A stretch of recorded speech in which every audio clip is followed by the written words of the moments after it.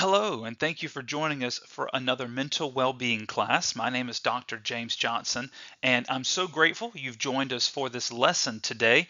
These mental well-being classes are designed to help us take all of the tools and insights that you have learned during your time at Honey Lake from your classes, from your individual sessions, from your group sessions, and of course, what God through His Holy Spirit has taught you and shown you during your time at Honey Lake and help you prepare to integrate them into your life after you leave your time at Honey Lake and go back into the regular world so that you can live the life of fullness and wellness that God wants for each of us.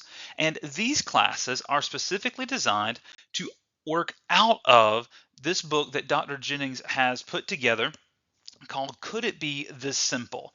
Now, you should have received during your time at Honey Lake this workbook. Now, there's two different books. There's the Could It Be This Simple book, and then there's the workbook that Dr. Jennings put together with Rich Kohlenberg.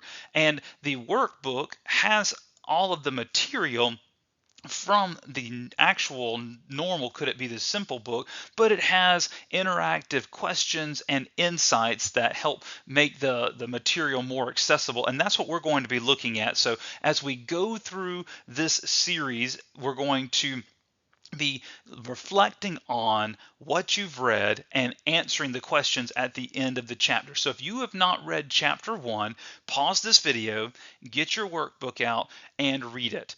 If you don't have a copy and you're at Honey Lake Clinic, please go to Patient Services and ask for a copy, or go visit the resources section in the pavilion and get a copy there.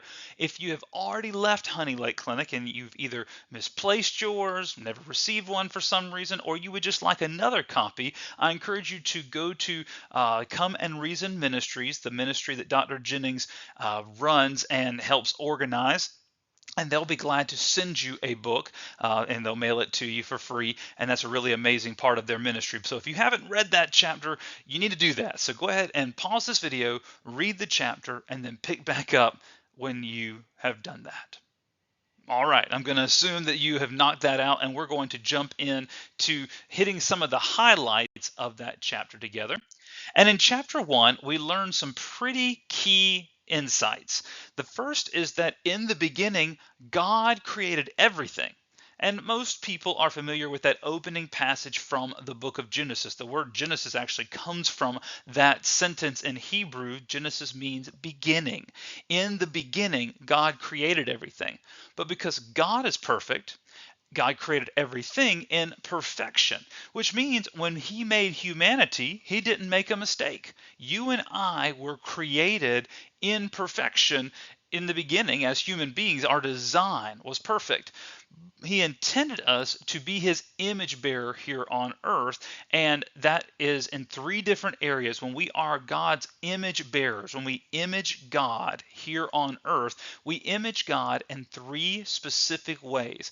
We first image Him in our composition, that God is a triune God. We call that a Trinity. God is the Trinity, one God in three persons. And this is not a perfect copy of that because we are not God. We image that. An image is not the same thing as what it represents. It's an image of it. And so if I were to talk about, a picture of a bald eagle, well, that's not an actual bald eagle. It is an image of it. But images are meant to model that, and we model God having three parts in our three parts, that there's God the Father, God the Son, God the Holy Spirit. We have three parts that are images of that we have a mind, a body, and a spirit. And each of those is an image, a representation of God, in that way, that the same way that God the Father is the will of God, that you and I have our will in our mind, that our body cannot do anything without the mind willing it to do so, even if it's doing so without us thinking about it. Our mind governs things like our breathing, our digestion, our internal organ processes, our heart rate variability. All of these things are governed by the brain. And we see this very clearly in the life and ministry of God the Son, Jesus Christ. He says things like, I only do the will of the Father. I do nothing on my own. It's an image of that relationship. But we also image God, not just in our composition, right? We have a spirit that represents an image of the Holy Spirit. We also image God in our position, that God is in charge of all of creation, heaven and earth, the physical world and the spiritual world. But God positioned humanity to be in control of the physical world, to govern over this earth. That God put Adam and Eve in the Garden of Eden and said, fill the earth and govern it, rule over it. That was their original job. And we should be doing the same thing. That's why, even though there are all kinds of intelligent creatures that are also living beings on this planet, human beings are the only ones with the capacity to govern the earth. That's what God did, that and put us in a position to image him. He delegated his authority, and we are his image bearers. There we are also image bearers of him in our mission. That just as God wants his will, perfect will, done in the world and all of his creation, we bring his kingdom here on earth. And that was the original design. But you and I know that we're no longer under that perfect design.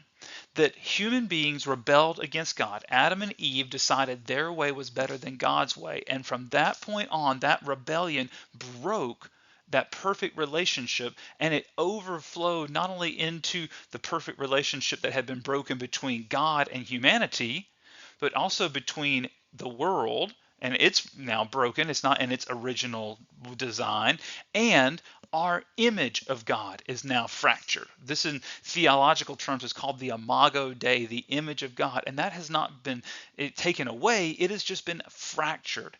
We are now born with a spirit of fear that keeps us from being able to fully trust God. And we need a new spirit, the Holy Spirit, to come into us to give us that new spirit. Remember, the scriptures say that God has not given us a spirit of fear, but we have one. God gives us a new spirit of power and love and of sound mind. Some translations say self-control. So God intended that imperfection in the beginning. And in this original design, even though it is fractured, it is no longer the way it was originally meant, we still possess that union that includes a mind, which is like our hardware. Think about this image of a computer, that just as a computer has a hardware, right? A hard drive, circuit board, keyboard, screen, that's hardware. We have hardware. We have tissues, we have neurons, we have synapses, we have organs, we have a mind that has all of these things, these tissues, neurons, and synapses all working together.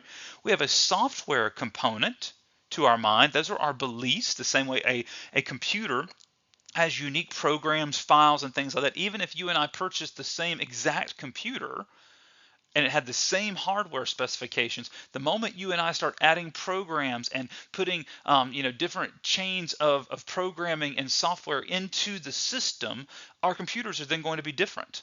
The code that they operate on is going to be changed by how we use it. And the same thing is true with our brain. Even identical twins with the exact same genetic code are two very different people, because from the moment they come into existence, their brains are being, filled with different software components. And of course, just as a computer has an energy source, right, either through a power cord or a battery that saves power and allows it to operate, you and I have an energy source. Our spirit energizes our body to operate. And of course, it's more complex than that. Our spirit is what gives us unique personhood. But when a person dies and their energy source leaves, even if you were to reanimate the body, right, put them on life support, they're still not alive because their spirit has left the body.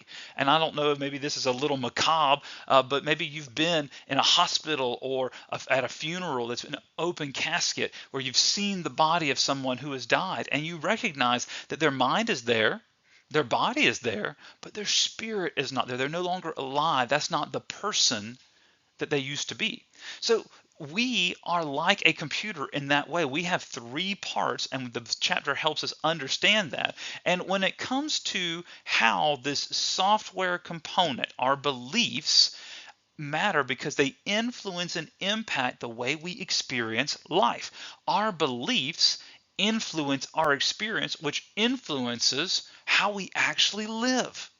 I mean, one of the things that I've learned over time is that if I make up my mind to do something, then or what an experience is going to be like, that's going to incredibly influence what that experience was. I'll give you a quick example that I am a military guy. I've been in the Army as of this recording for 17 years, and when I went off to my basic training, I graduated, but I only got to see my wife and my who was pregnant with our first daughter and my parents for just a short amount of time. And they were able, though, when I moved on to my advanced training, to come and visit me. And one of the days that we had together was just dinner, but they brought Chinese takeout to the building I was staying in. And any other normal day, that Chinese food would have just been a meal. But oh, was so excited to see my family, to see my wife, and to be there with her while she was pregnant with our first daughter. What a special time that was. And my perspective, that belief of how great that time was, influenced the experience. It wasn't just a normal everyday meal. It was amazing. It was one of the highlights of my life. I still remember. Why? Because the belief I had about that influenced the way I experienced it. And that is true in all kinds of components of our life. Let me give you an example from a lesson that Dr. Jennings has in his book that we look at, and we see that Dr. Jennings tells of an event of a man who bumped into a voodoo witch doctor on his way home one night. And the witch doctor, frustrated at the situation with the man bumping into him, puts a hex on him, and he tells him, "You're going to die in 3 months." Well, over time, this began to happen. The man got more and more sick, and he ended up being hospitalized. And when he was about to die, his wife took him to the hospital. And when the doctors looked at him, they couldn't find anything wrong with him. They knew he was dying, but there was nothing wrong with his body. And finally, as it got to where it was, getting really close to, he's on death's door, that she goes to the doctor and says, "I don't know if this is really going to make a difference, if this really matters, but this voodoo witch doctor gave this hex to my husband, put a hex on him, and that's when this really started happening." And the doctor does something radical. The next day, the doctor comes in and he gives the man a medicine that he says he went to the place where the witch doctor was, and he grabbed him by the collar and said, "You're going to tell me how to get rid of this hex." And the witch doctor told him how to do it. And so he gives the man with a cure. And the man ends up, and forgive me for being a little gross, the man begins to vomit. And the doctor puts on a glove and reaches into that trash can where the man's vomit was, sifts through the vomit, and finds a dead lizard, and holds it up to the man and said, "This lizard was inside of you. It was draining your life force. It was eating you from the inside out, and that's why you were dying. But now we've got it out of you, and you'll get better." And sure enough, the man a week later made a full recovery.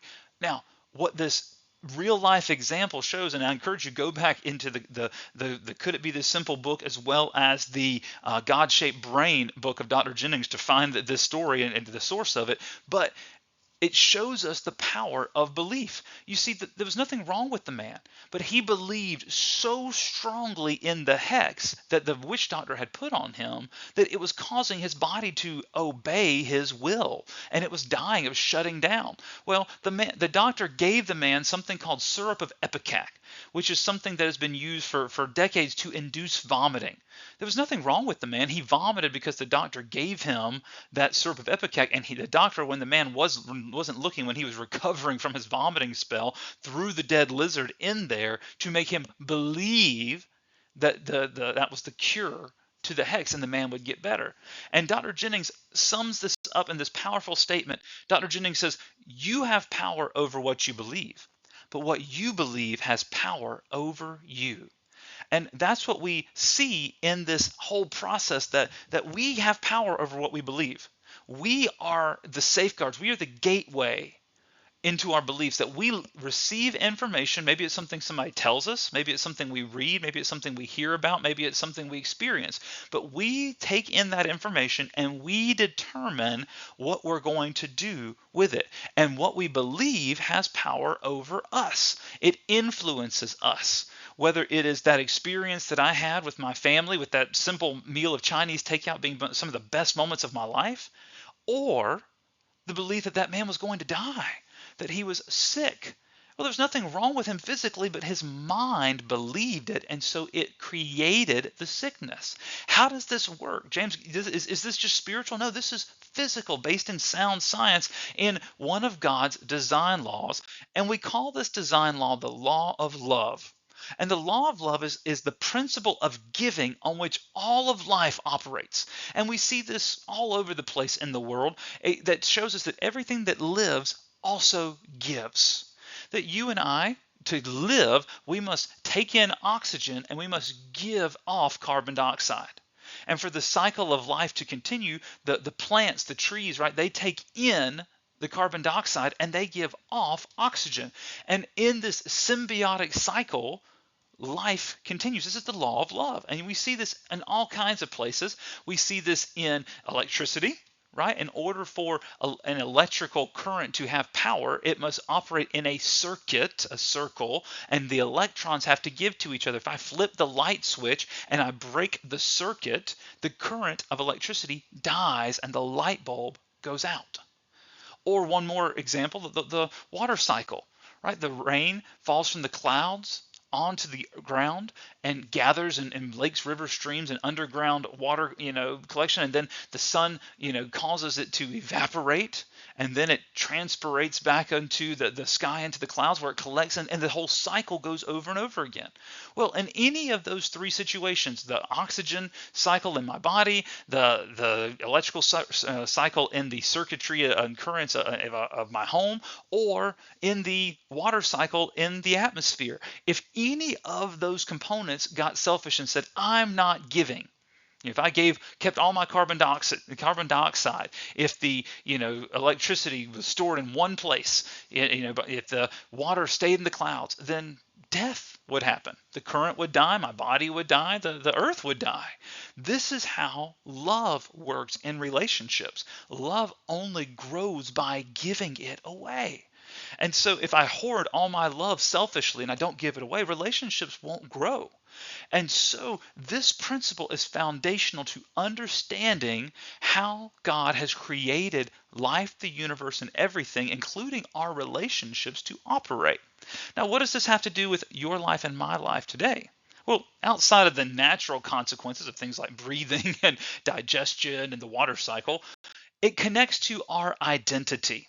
You see, every single one of us enters this world and we are taking in information. You are born. When you come into this world, when you are birthed by your mother into this world, you have the greatest number of neural pathways, neural synapses that you'll ever have.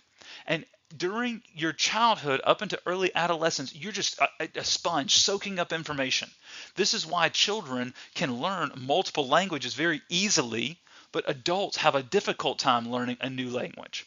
This is why, because when you and I hit our teenage years, we end up experiencing something called neural pruning, and our brain begins to test what we believe against reality, and it prunes away the things we don't use and don't need, and we question all the things we've been taught. And that develops into who we are. Our worldview, the way we view the world, helps influence our values, those things that we think are most important in life, and that determines our ethics, how we actually behave and act in our daily lives. So the foundation of our identity, of who we are as people, is our worldview. And to build our worldview, we have to answer these four questions. They're called the ontological questions. Ontology is the study of meaning and purpose. And you and I have to answer these four questions, and you probably already have an answer to them. You've just probably never thought of them this way. That these four questions of origin, meaning, morality, and destiny, and each one dominoes into the next. The way you answer number one determines how you answer number 2 and 3 and then 4. But the way we answer these questions determines whether we live like an Adolf Hitler or a Mother Teresa or somewhere in between. I'll give you a quick example. If you are brought up to believe that everything that you see, life, the universe, and everything in the macrocosm is here purely by chance, that over billions and billions of years, time plus matter plus chance came together, and it's just pure happenstance, random mathematical probabilities, just chance. And then if everything is here purely at random chance, then you're going to realize that intrinsically there is no purpose in your life. You're just a happy accident. You're a Bob Ross moment, right? Bob Ross says there's no mistakes, only happy accidents. Well, the belief is that here you are, that you are just an accident in the universe. And so maybe a happy accident, but you're still just an accident. And so as you go through life, you have to find a purpose for your life because there is no inherent purpose, no intrinsic purpose. And so as you go through this, that you are going through and having to find a meaning for your life. And the problem is all of these things that we create are temporary. If I find meaning in my job, what happens when I retire? If I find meaning in my relationships, what happens when that relationship ends? That there is no inherent meaning to life. Well, then that dominoes into morality, because if we're here purely by chance and life has no intrinsic purpose, we're just an accident, there is no right or wrong. That we are the ones that make it up as we go, and I can't truly say it's wrong to steal because I can say I don't like it. But if survival of the fittest, Darwinian evolution is true, then stealing gets me stuff. And if I'm stronger, I should take it from you to make my life better. There is no right or wrong. There's only the living of this life and to the best we can, because number four, destiny. What happens when I die? Well, if this is all there is, then I need to do the best I can to enjoy every moment of every year of my life. And who cares who I hurt in the process? I'm going to enjoy it because after I die, it's all over. Who cares? Well, that's one possibility, and that's one extreme. Of course, the other extreme is the Christian worldview. We believe that everything is here on purpose, with purpose, for purpose. That in the beginning, God created everything by design. And the meaning of my life is to bring God's kingdom, to love God, love people, and make disciples. That is what God created us to do, to be his image bearers here on earth, to know him and to live a life according to his design laws, not because God's a bully and he demands it, but because that leads us to a life of fullness and wellness and ultimately happiness. Who determines morality? Well, God does. God is the moral lawgiver, and he decides what is morally right and morally wrong. And then, of course, the goal is to spend eternity with him in a healthy, perfect relationship. And it changes how I live. It changes how I view my life. It changes how I view your life and your value. You see, if all of us are made in God's image and human beings are of priceless value, then things like murder is wrong. Stealing is wrong. Why? Because God says it is. And I trust God. We call that faith. You see how answering these questions really changes everything? So one of the things that you might want to do before we go too much further is to stop and really consider, what do I believe about these questions? Not just what was I taught, but what do I believe? You see, I was taught a bunch of things, and I'm sure you were too. Some things were taught, many things were caught.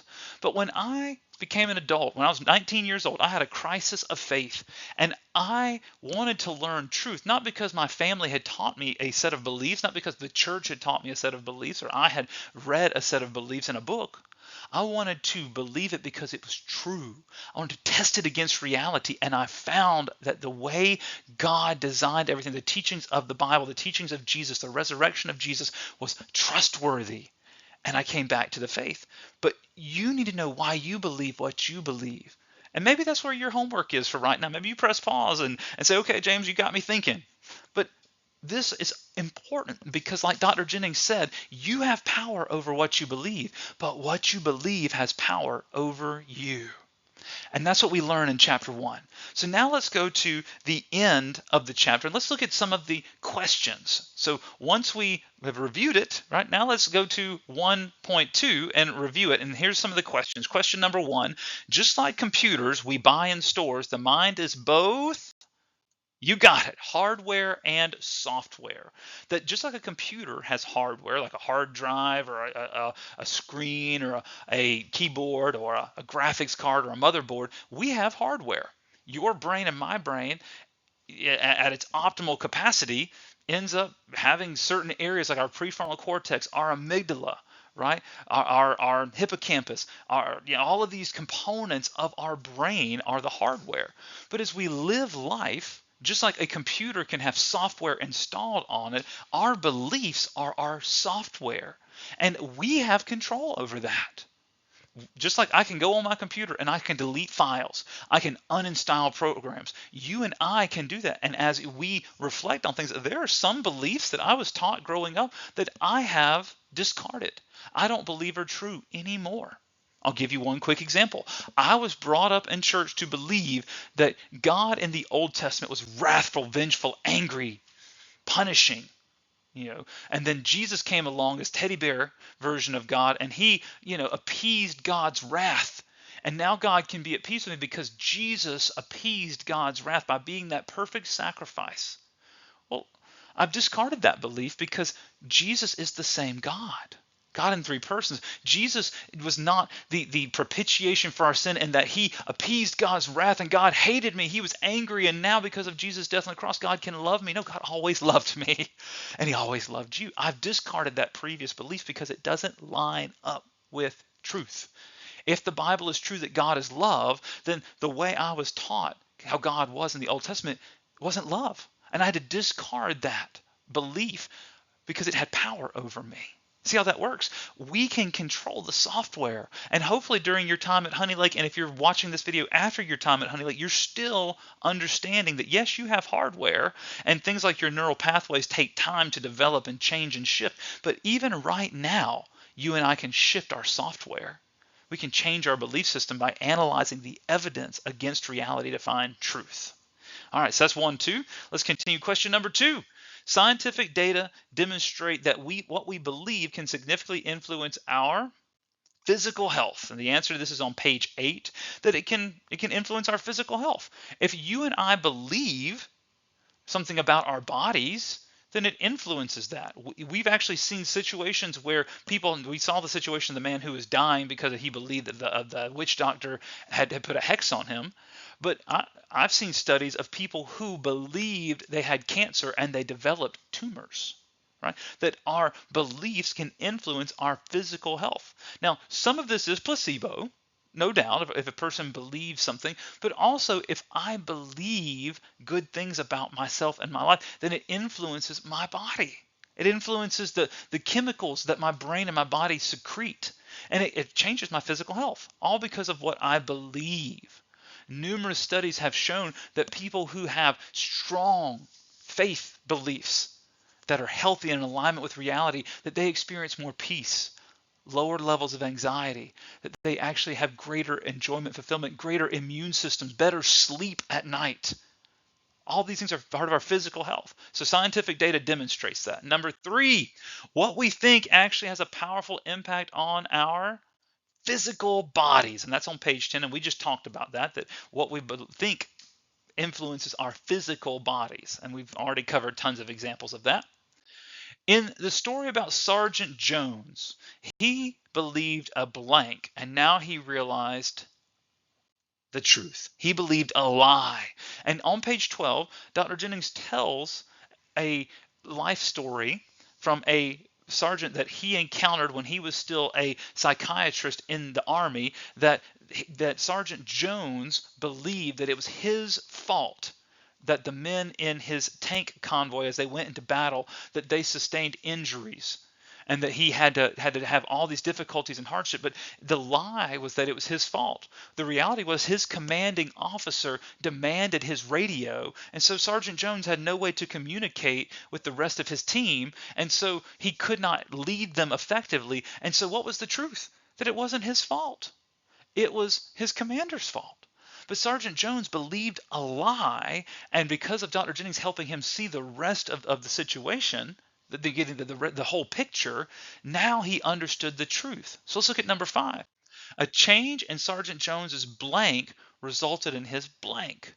A change in Sergeant Jones' beliefs resulted in his recovery. You see, when Sergeant Jones understood the truth, his beliefs about himself and his situation changed. He realized that he was not to blame. It was actually his commanding officer who took his radio from him. And when he believed the truth, it actually resulted in his recovery. How crazy is that? And that can be true about you and I as well. Let's keep going. After reading this lesson, what theme do you believe the author was trying to communicate to you? Well, that's what you believe, right? I can't tell you what you believe. I'll tell you what I believe. I think Dr. Jennings was trying to communicate that I need to have healthy beliefs. I need to believe truth, not just because of what I was taught or what I caught growing up, but because it actually lines up with reality. Another thing to consider is, what do you suppose the very first concept the author uses in this lesson is a computer analogy? Well, I have actually taught to Dr. Jennings, so I can tell you what I think, but I suppose the reason why he starts off with that is because that's something that you and I are familiar with. We use computers regularly, we understand it, and it helps us make a connection between something we understand to things we don't understand. Because let's be real, we don't always understand everything about how our mind, body, and spirit connect. We're still learning things about our body. We're still learning about the spiritual world. We're still learning more and more about our brains. We don't have it all figured out, but I do have a pretty good understanding of the basics of computers. And it gives me a model, a frame of reference that I can wrap my brain around. Does the research mentioned in the chapter cause you to rethink the power of belief? Well, I hope so. If you read that and you're like, man, whatever, then I encourage you to go back and look at it again. This stuff blew me away. As I read this book for the first time and I talked to Dr. Jennings, guys, this changed my life. I grew up a Christian. I'm an ordained minister. I have tons and tons. I have 15 plus years of education in theology. Guys, this caused me to really rethink my beliefs, not just what I believe, but the power of my beliefs. And so hopefully it encourages you too. All right, let's move into 1-3 and let's look at a scenario. In this scenario, Wanda was admitted to the hospital for severe depression. She was required to wear oxygen at night due to her severe lung disease. During an evaluation, she disclosed that she smoked 2 packs of cigarettes per day. When asked why she smoked, given her lung problems, she stated, "Smoking helps me breathe better." Right? So that's the scenario with Wanda. And so let's look at some questions. Was Wanda free to believe that cigarettes helped her breathe better? Was she free to do that? Well, yeah, absolutely. Page 10 tells us you and I are free to believe whatever we want to believe. We have the freedom to do that. So yes, she was free to believe that cigarettes helped her breathe better. But what was the consequence of this belief? If she believed that the cigarettes actually helped her breathe better, guess what she was going to keep doing? Keep smoking cigarettes. She was going to continue doing something that was making her health and her life worse. So she held on to something that made her condition worse. Because you and I know that the cigarettes were not helping her, they were actually hurting her. Now, maybe you've been addicted to cigarettes before, or you've known somebody that has. When a person who is addicted to cigarettes gets that ability to smoke one, to take that nice long drag on one after hours or a stressful day, they feel better. And this gives what we call a false positive, that the feeling is relief and you're feeling better, so you believe that it must be good for you. If it feels good, it must be good. But we know that that's simply not true. And this brings us back to Dr. Jennings' statement that you have power over what you believe. Wanda had power over what she believed when it came to those cigarettes. But what you believe has power over you. As long as she believes that those cigarettes help her breathe better, she's going to keep smoking them. And it's going to keep making her health worse, no matter whether it's by little or by a lot. You can't break the laws of health and expect to be healthy. It just doesn't work that way. Let's look at another scenario. Look at Martha. Martha was a 35-year-old mother of 3 who struggled with years of depression, fear, insecurity, feelings of worthlessness, and low self-esteem. She described event after event when she would try to discipline her children, but they would respond with anger, so she would back down and let them have their way. She reported that if she didn't do what her children wanted, they would get mad at her, so she usually gave them what they wanted. She believed that if the children were upset, she was a bad mother. She measured her success as a mother from the way the children responded. Now, this is a little bit easier if you've been a parent, but Wanda's 35-year-old mother of 3. She's been a parent for a little while, and she's got this belief. So, what belief or beliefs did Martha hold that are unhealthy? What do you think? Right? Hopefully, they're coming into mind. That this is the key one though. If the children were upset, she was a bad mother.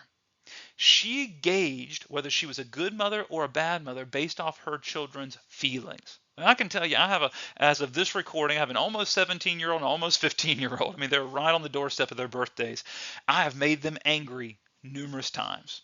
When they were babies, I did things that made them cry and throw temper tantrums. When they were, younger teenagers, man, I did things that made them all kind of angry and say all kinds of mean things to me. But if I give into that belief, it's tempting. Everybody wants their children to be happy with them. But if I give them everything they want, am I a good parent or a bad parent? You see, what we believe now has power over us. Her belief that is if her children were upset she was a bad mother, what were the consequences of her holding that belief? Well, her children were unruly and manipulative. They began to understand that if they acted upset, mommy would give them whatever they wanted. And this was a direct cause to her mental health struggles. Her depression was exacerbated, if not even outright caused, by her parenting style. That when her children were happy, she was happy. When her children were upset, she was upset. But the longer she parented that way, she wasn't going to grow in her self-worth, her self-governance, her self-esteem, because her happiness was dependent on somebody else's.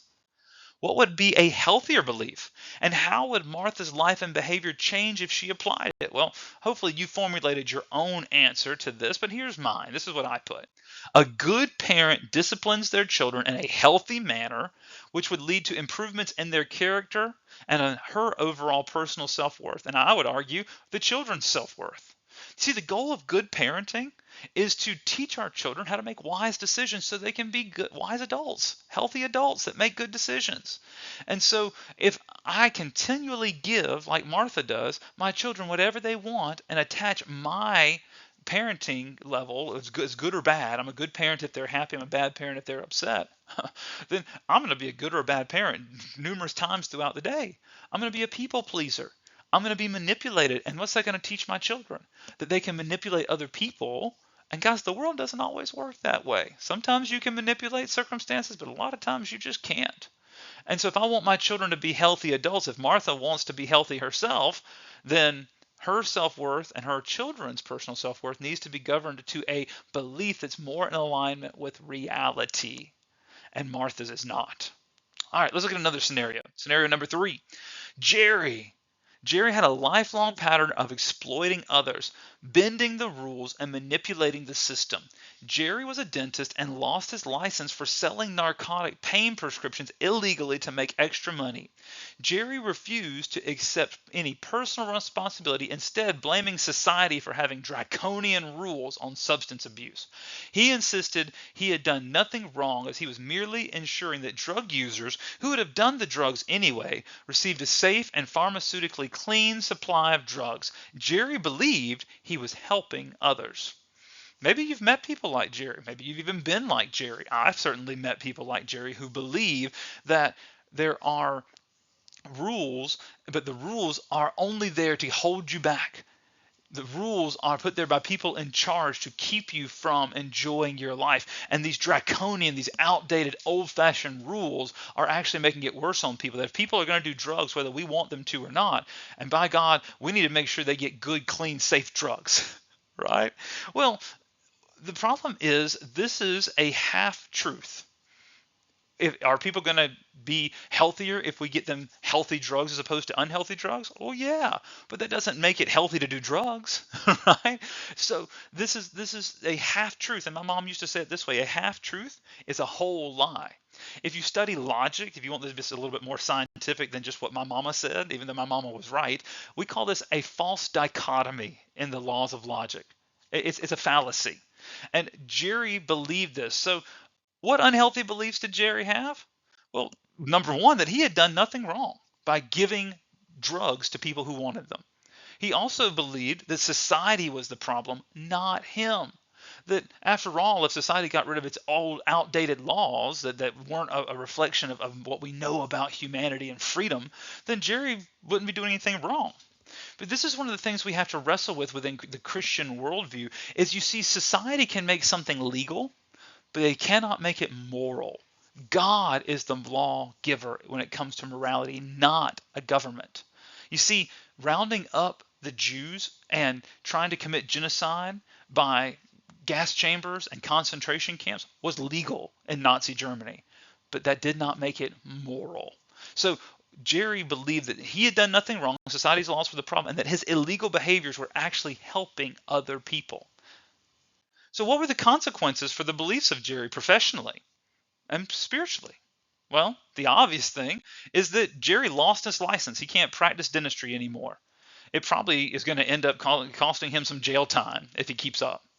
And spiritually, it kept him from recognizing that he is disconnected from God's will, God's design laws. And until we get in sync with God's design laws, we will never experience the full, rich, and satisfying life God has for each of us, and the impact that his evil choices are having on himself and others. Can Jerry experience healing as long as he holds on to such beliefs? Why or why not? I would say the obvious answer is no. Jerry cannot experience healing because his beliefs keep him from getting to the root of his problem and taking the proper course of action. As long as Jerry deflects and blames somebody else, he'll never take responsibility for his own actions, and he'll never change. He might have modified behavior, but his heart and his mind will never change. What truth might help Jerry? Well, we could use good sound science to help him see that he's not only going against God's or society's laws, he's going against God's laws. And this changed my life. Maybe this is too much information, but as a kid, I tried to break the law of gravity. My brother and I watched Mary Poppins, and we decided we were going to get an umbrella and fly like Mary Poppins by jumping off the roof of our house. And being the younger brother, I had to go first. Well, I tried to break the law of gravity, and when I jumped off the roof, guess what? I fell and hurt myself. Now, did God punish me? Or did I bring the punishment on myself by breaking God's design law or trying to? Well, I did. You see, when I understood that God's laws were design laws, guys, that changed everything in how I saw God. And by recognizing this truth, Jerry would recognize that his actions were evil and the beliefs he has lived and are wrong, and he can reconcile himself to God and actually experience God's best for his life. All right, let's look at one more scenario. Scenario number 4. Now let's look at Rich. Rich had a 25-year history of drug addiction that began after he graduated from high school with honors. When asked by a friend why he would quit, Rich replied, "Why?" Or asked him why he would quit. He said, "Why?" And he maintained there was nothing wrong with his life, even though clearly it was all falling apart around him. Rich said he didn't want to quit because he needed his drugs to function. Maybe you've seen people like that. Maybe you've been that person. If substance abuse has been something you've struggled with, that you believe you need those things to function. That drink calms your nerves. That marijuana soothes your anxiety and gets rid of your pain. That heroin, that ecstasy, whatever. That those drugs, or maybe something like that pornography, that shopping, that unhealthy relationship. That those things are what we need to function. Was Rich free to believe that his life was going along just fine? Hopefully you're picking up a pattern here. Yes, he was free to believe his life was going fine, but he was not free from the consequences of that faulty belief system. Just like I was free to believe I could use an umbrella like Mary Poppins and fly if I jumped off the roof of my house. I was free to believe that, but I was not free from the consequences of that faulty belief system when I jumped off the roof thinking I would fly and I fell to hurt myself. The same thing is true with Jerry. Was he free to believe he needed drugs to function even though he did well in school without them? Yeah, he was free to believe all of that too. Why do you suppose Rich could not see that his life was falling apart? Well, according to the text, it's because the lie helped him hide from the truth. And this is another one of God's design laws. It's called the law of truth, that you and I can never get away from the truth. We can only delay when we deal with it. And this lie that Rich was believing was causing him to delay that truth. But eventually, it is going to catch up to him. And the sooner he addresses it, the sooner he'll get back onto a path of health and well-being. What was it about Rich's beliefs that were so harmful?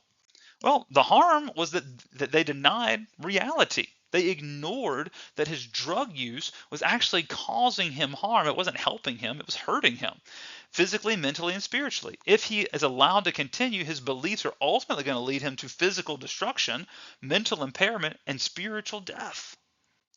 Would you say Rich had a distorted picture of reality? I'm hoping you're going to say yes. His view of reality was distorted. It hid the truth that the damage was really taking place. He was ignoring it rather than addressing it. For this next section, for this next activity, for 1-4, I want to encourage you to partner up with somebody. And if you don't have somebody, just take a moment to think of it. But this is called a think, pair, share activity. It's not in your book. It's just something I like to add when I teach this material. And I get people to pair up with somebody who's also read the book and to share answers with each other. Because when we talk about things, it helps us process. And that's why we call it dialectical therapy or talk therapy. And so as you go through this is a think, pair, share. So think about your answers. Pair it with somebody that's close to you that you trust and share your answers with each other. And if you're in a group setting, maybe you'd share this with the whole group. So let's start with this idea of 3 examples in life where you changed your belief, what happened as a result, and how you came to change your belief. Well, I shared one with you already about my beliefs about God. And I used to believe that God was wrathful, that when bad things happened to me, God was punishing me. Well, as I continued to study the Bible, I had an internal conflict between that belief and the teachings of Scripture. The Bible actually tells us in 1 John chapter 4 that God is love. And would a loving God do the things to me that I was experiencing if he loved me? Well, I had a problem. How do I reconcile the pain and struggle of what my life was like and the reality of God being love? Well, I had to understand how free will and God's design laws operated. And so that belief was destructive to me in my relationship with God, my relationship with myself, and the world I was living in, the way I was experiencing life. When I got a healthy view of God, then it actually created more peace in my life, less anxiety, and I became more in sync with God's design laws, which made me healthier, and ultimately that made me happier, right? And so that belief was a distorted picture of reality. I was going through hardships. The distortion was the belief that God was the cause of that hardship. How do we determine if someone holds a distorted picture of reality? Well, I'm going to teach you a truth here in just a second, but I want you to ask yourself, do you have a loved one who holds a destructive belief, a distorted view of reality? Maybe they believe things like, my marriage can never get better, or that I am, that my self-worth is determined by how others view me. Well, those are lies. So how do we find the balance? How do we get health in our thinking? Well, this is what I want to encourage you to do as we wrap up this lesson together, this part of chapter 1. This is the truth I want you to understand, that feelings balanced with reality lead us to truth. Feelings balanced with reality lead us to truth. That it's actually when we take what we feel and recognize that's just information. The feeling is not reality. It's our information. That if I feel something, that doesn't automatically mean it's true. I may be walking through the hallways and have one of my coworkers bump into me and make me drop my papers that I'm carrying. Well, how do I feel? I feel angry, frustrated, and maybe I feel like they don't care about me. Is that reality? Maybe they were looking at their phone. Maybe they were in a hurry. Maybe they were late for a meeting. Is the reality that they don't like me or they're mad at me? No, that's just information. My feelings don't determine reality. The feelings give me information.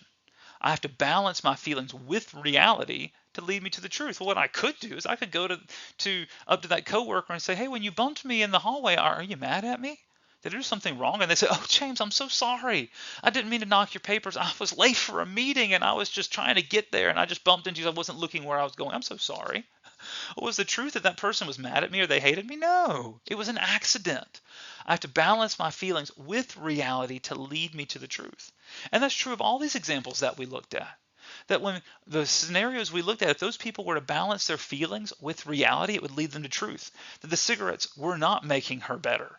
That her parenting is not determined by the emotion of her children. That the drugs don't actually cause him to function well. That all these things are out of balance. You and I have to balance our feelings with reality to lead us to truth. And we'll talk more about this in our next session. But if you've got questions about any of the things we've talked about, please reach out. You can, in the words of the great philosopher Kim Possible, call me, beat me. If you want to reach me, you can give me a phone call or send me a text message on that number there, or you can send me an email at jjohnson@honeylakeclinic.com. Thank you for joining us for this first part of this lesson, and join us in our next video as we continue our questions from chapter 1. Thank you for joining us, and until next time, be blessed.